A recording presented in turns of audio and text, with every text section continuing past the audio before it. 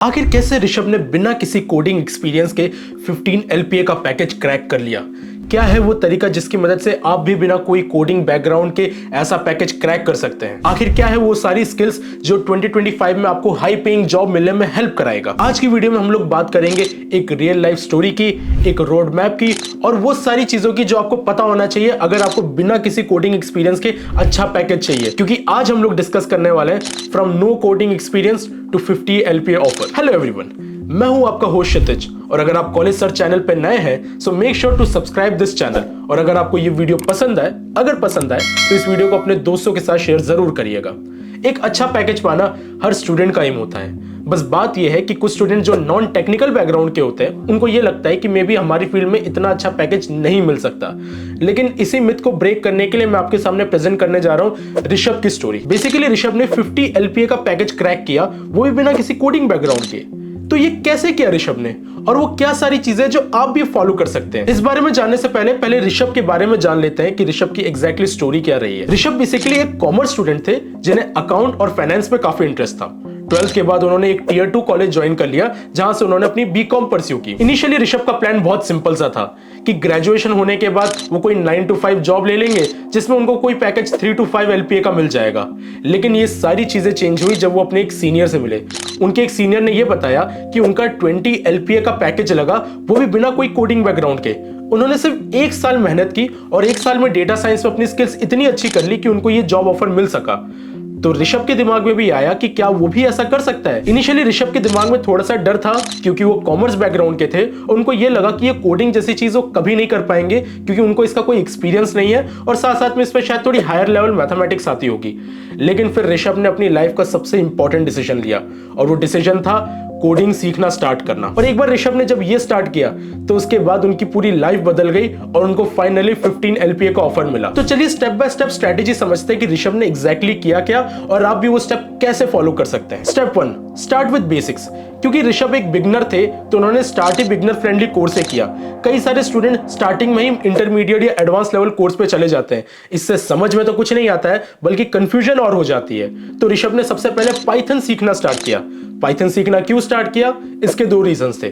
सबसे पहला कि पाइथन एक ऐसी प्रोग्रामिंग लैंग्वेज है जो पूरे इंडस्ट्री में सबसे ज्यादा डिमांड की जाती है और दूसरा compare to C++, Java, Python का सिंटैक्स इजी होता है। अब उन्होंने वो सीखा कैसे, इस बारे में बात करते हैं। सबसे पहले कोर्स एकेडमी से उन्होंने कुछ कोर्सेज किए। उसके बाद प्रोजेक्ट बनाना जरूरी है तो प्रोजेक्ट बनाने के लिए वो कैगल पे गए और उसके बाद उन्होंने कुछ यूट्यूब चैनल को रिफर किया जैसे कि अपना कॉलेज और फ्री कोड कैंप। इसके बाद स्टेप 2 पे आते हैं जो कि बहुत इंपॉर्टेंट है, build small project. Doesn't matter आप कितनी भी थ्योरी पढ़ ले, वो थ्योरी तब तक काम की नहीं होने वाली है जब तक आप उसे प्रोजेक्ट के फॉर्म में इंप्लीमेंट नहीं कर लेते। और ऋषभ ने एग्जैक्टली यही किया। उन्होंने सबसे पहले छोटे छोटे प्रोजेक्ट से स्टार्ट किया ताकि उनकी प्रोफाइल हाईलाइट हो सके। उनका सबसे पहला प्रोजेक्ट था वेदर फोरकास्टिंग जो कि उन्होंने पाइथन की मदद से बनाया था। उनका दूसरा प्रोजेक्ट था बजट ट्रैकर जिसमें उन्होंने पाइथन तो यूज किया ही लेकिन साथ साथ में एक्सेल का भी यूज किया। और तीसरा था डेटा विजुअलाइजेशन प्रोजेक्ट जिसमें उन्होंने मैटप्लॉटलिब और सीबॉर्न का यूज किया था। ये चीजें सीख के उन्होंने ये इंश्योर कर दिया कि जो भी चीजें उन्हें आती है वो सिर्फ थ्योरी में नहीं है, उसे वो प्रैक्टिकली इंप्लीमेंट कर सकते हैं और उससे उनका पोर्टफोलियो भी अच्छा बिल्ड हो गया। Step 3, master data science tool. क्योंकि ऋषभ की फील्ड डेटा साइंस और डेटा इंजीनियरिंग वाली थी इसलिए उन्होंने वो सारी चीजें सीखी जो यहाँ सबसे ज्यादा काम आता है। सबसे पहले आता है पांडास। पांडास बेसिकली एक डेटा मैनिपुलेशन टूल है। फिर नमपाई एक मैथमेटिकल कैलकुलेशन करने वाली लाइब्रेरी है जो पाइथन में यूज होती है। और फिर टेबल्यू जो कि बेसिकली एक डेटा विजुअलाइजेशन टूल है। अब जरूरी नहीं है कि आप भी ये सीखें, आप किस चीज के लिए एम कर रहे हैं, मशीन लर्निंग के लिए, सॉफ्टवेयर डेवलपमेंट के लिए, उस हिसाब से आप अपनी स्किल्स रिफाइन कर सकते हैं। Step 4, focus on data structures and algorithm. DSA बहुत ज्यादा इंपॉर्टेंट है किसी भी कोडिंग के पार्ट का क्योंकि डीएसए से ही आपकी एक लॉजिकल थिंकिंग डेवलप होती है। तो ऋषभ ने डीएसए को कैसे मास्टर किया? वो डेली 2 आवर्स देते थे डीएसए की प्रॉब्लम को सॉल्व करने के लिए on the platforms like leet code और हैकर रैंक। इसके अलावा हर दिन नई प्रॉब्लम सॉल्व करके वो अपनी लॉजिकल रीजनिंग को पहले से बेटर करते जा रहे थे जिसने उनको इतना केपेबल बनाया कि वो हाई लेवल प्रोजेक्ट्स को हैंडल कर पाए। ऐसे टाइप की चीजों को सॉल्व करना ना सिर्फ आपकी लॉजिकल रीजनिंग बढ़ाता है बल्कि साथ साथ आपका पोर्टफोलियो और आपका रेज्यूमे भी बहुत अच्छा कर देता है। स्टेप 5 जो बहुत इंपॉर्टेंट है, नेटवर्किंग एंड अप्लाइंग स्मार्टली।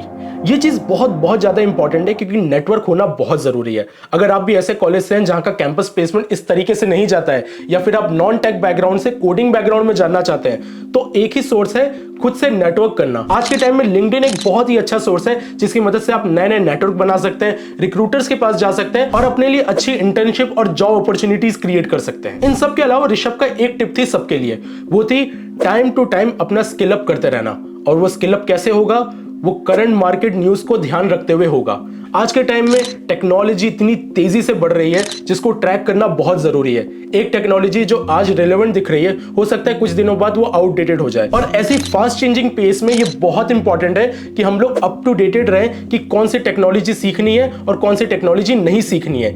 इसी के लिए ऋषभ ने ये एडवाइस दी है कि आप कंटिन्यूअसली करंट ट्रेंड्स को देखते रहिए और उस हिसाब से स्किल अप करते रहिए, क्योंकि अगर आप स्किल अप नहीं करेंगे तो मार्केट के हिसाब से आप मैच नहीं कर पाएंगे। अब ये तो मैंने स्टेप बाय स्टेप मेथड्स बता दी जो ऋषभ ने फॉलो की और साथ साथ में उनके टिप्स थे।